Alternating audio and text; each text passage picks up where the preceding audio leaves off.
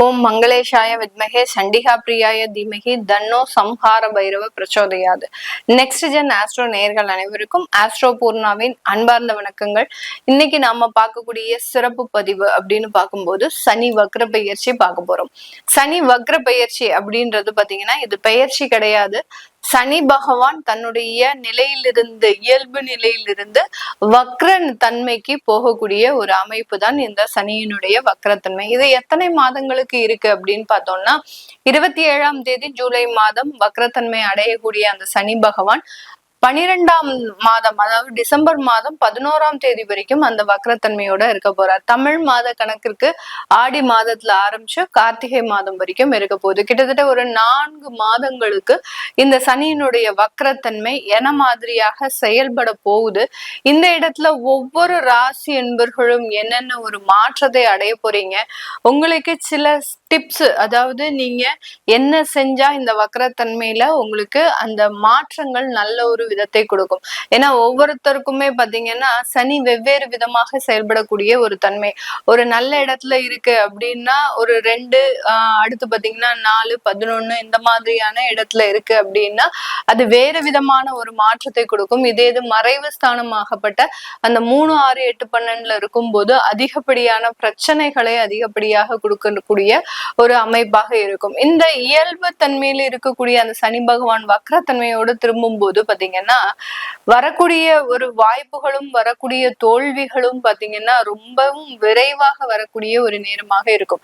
ஏன்னா சனி ஒரு குளிர்ந்த கிரகம், அதனுடைய இயல்பு தன்மையை மெதுவாக நகரக்கூடிய ஒரு அமைப்பு தான். இப்ப வக்ரத்தன்மை அடையும் போது ரொம்ப ஃபாஸ்டா அது செயல்பட போகுது.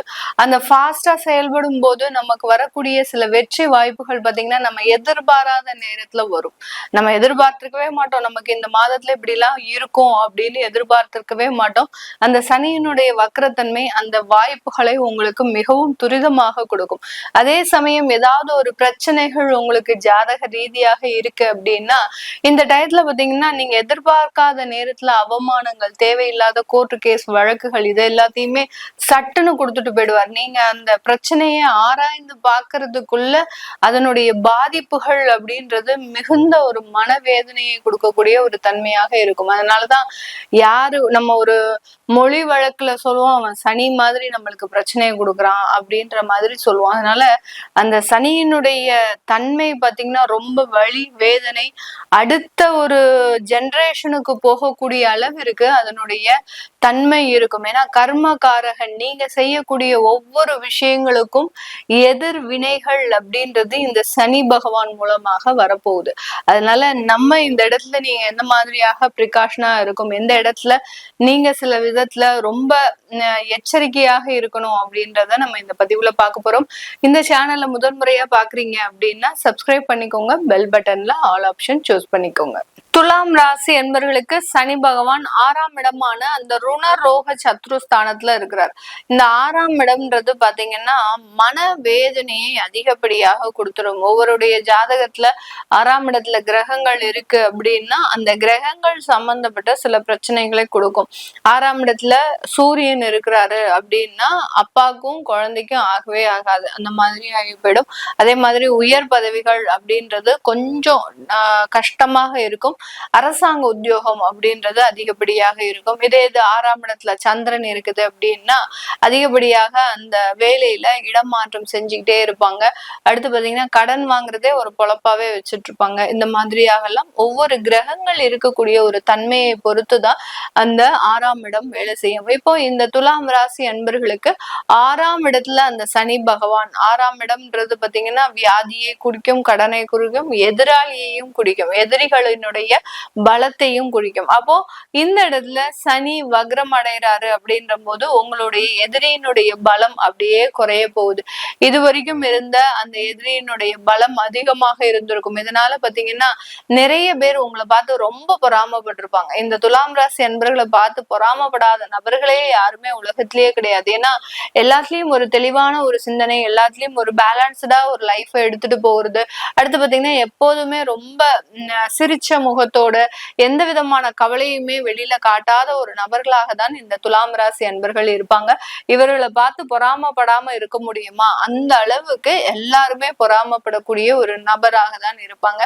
அந்த ஒரு கண் திருஷ்டியின் மூலமாக, இதுக்கு திருஷ்டி தோஷம்னு நம்ம சொல்லுவோம் ஜோதிட ரீதியாக, இந்த திருஷ்டியின் மூலமாக பாத்தீங்கன்னா இவர்களுக்கு அதிகப்படியான ஒரு லைஃப்ல இரக்கங்கள் அப்படின்றத சொல்லலாம். இவர்களுக்கு ஜாதகம் எப்படி இருக்கு அதெல்லாம் விட இவர்களுக்கு திருஷ்டி தோஷம் தான் அதிகமா இருக்கும். உங்களுக்கு ஜாதகமே நல்லா இருந்தா கூட கடந்த காலத்துல எல்லாம் பாத்தீங்கன்னா கணவன் மனைவி பிரச்சனைகள், அடுத்து பாத்தீங்கன்னா குழந்தைய வளர்க்கறதுல மிகப்பெரிய ஒரு துன்பங்கள் இருந்திருக்கும்.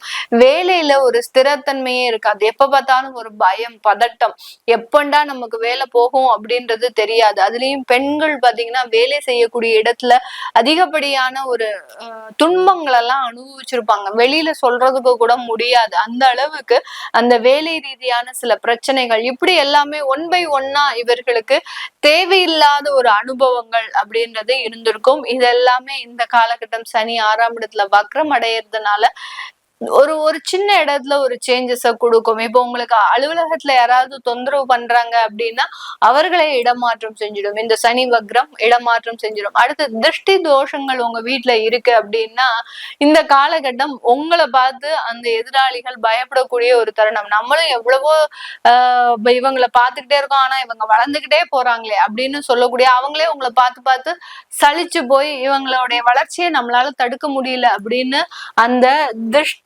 குறைவதற்குண்டான ஒரு நேரமாக இருக்கும். அடுத்து பாத்தீங்கன்னா கடன் தொந்தரவுகள்.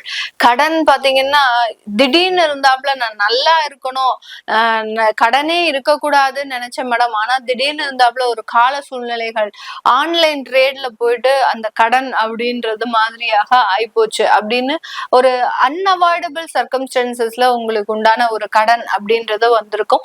அது எல்லாமே இந்த காலகட்டம் நிவர்த்தி அடையக்கூடிய ஒரு நேரம். அப்போ ஆன்லைன்ல நான் மறுபடியும் ட்ரேட் பண்ணலாமா, எனக்கு பண்ணுனா அதுல ப்ராஃபிட் வருமா, ஏற்கனவே பட்டாச்சு, நிறைய வேதனைகள் பட்டாச்சு, இன்னமும் படுறதுக்கு எதுவுமே கிடையாது. அப்போ ஆன்லைன்ல பண்ணாம நீங்க வேற விதமான ஒரு சம்பாத்தியத்தை உருவாக்குவதற்குண்டான ஒரு வழிமுறைகள் தான் இந்த சனி வக்ரத்தன்மை இந்த துலாம் ராசி அன்பர்களுக்கு முழுமையாக கொடுக்கக்கூடிய ஒரு நேரம்.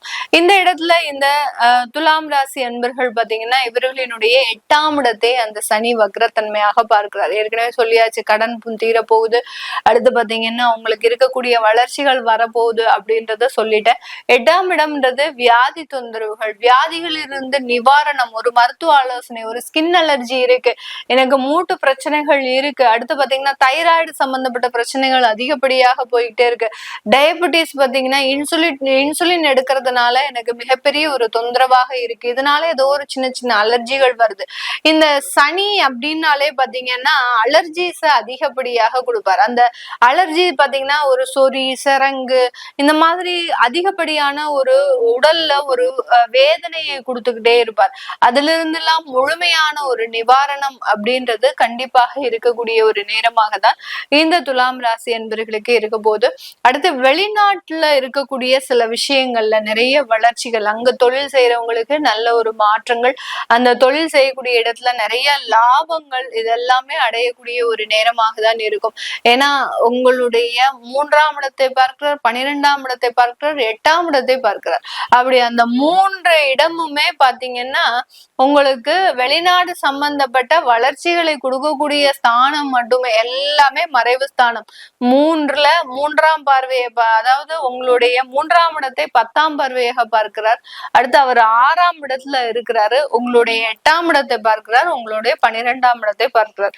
எல்லா மறைவு ஸ்தானங்களையும் அந்த சனி பகவான் வக்ரத்தன்மையோடு இருந்து பார்க்கும்போது நிறைய பிரச்சனைகள் இருந்து இந்த துலாம் ராசி என்பர்கள் முழுமையாக நிவர்த்தி அடையக்கூடிய ஒரு நேரம். நிறைய பேருக்கு பாத்தீங்கன்னா அவங்களுடைய குழந்தைகள் பாத்தீங்கன்னா தவறான பாதைக்கு போயிருப்பாங்க. அதாவது படிப்புல கவனம் செலுத்தாமல் அவர்களினுடைய வாழ்க்கையினுடைய விஷயங்களை தேர்ந்தெடுக்கிறதுக்கு உண்டான விஷயங்களுக்கு போயிருப்பாங்க. இதெல்லாம் ஒரு மனவேதனையை அந்த துலாம் ராசி பெற்றோர்களுக்கு அதிகப்படியாக கொடுத்திருக்கும். இந்த மாதிரியாக சில சிக்கல்களில் இருந்து மீண்டு வரக்கூடிய ஒரு நேரமாக தான் இந்த ராசி என்பர்களுக்கு இருக்க போது.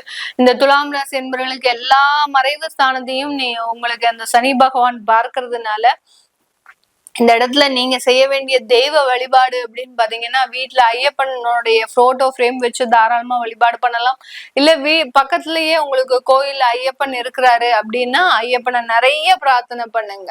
அவரை போய் டெய்லி சல்யூட் அடிச்சுட்டு அவர்கிட்ட ஒரு தாய் தந்தை கிட்ட எப்படி பேசணும் அப்படி பேசுவோமோ அந்த மாதிரியான சில விஷயங்களை அவர்கிட்ட பரிமாறிட்டு வாங்க. உங்களுக்கு வேலையில என்ன பிரச்சனைகள் இருக்கு, உங்களுடைய குழந்தைகள் எந்த மாதிரியாக இருக்கணும், உங்களுடைய வாழ்க்கை தரம் எப்படியாக இருக்கணும் அப்படின்ற மாதிரியாக அந்த ஐயப்பனுடைய வழிபாடு அப்படின்றது ஆத்மார்த்தமான வழிபாடு உங்களுடைய எல்லா பிரச்சனைகளில் இருந்தும் தீர்வை கொடுக்கக்கூடிய ஒரு நேரமாக தான் இந்த சனி வக்ரம் இருக்க போது.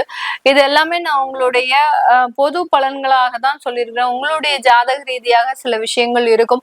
அதை பார்க்கணும் தெரிஞ்சுக்க விருப்பப்படுறவங்க கீழே இருக்கிற நம்பருக்கு வாட்ஸ்அப்ல அப்பாயின்மெண்ட் வாங்கிக்கிட்டு நீங்க கன்சல்ட் பண்ணிக்கலாம். உங்களிடமிருந்து விடைபெறுவது உங்கள் ஆஸ்ட்ரோ பூர்ணா. நன்றி, வணக்கம்.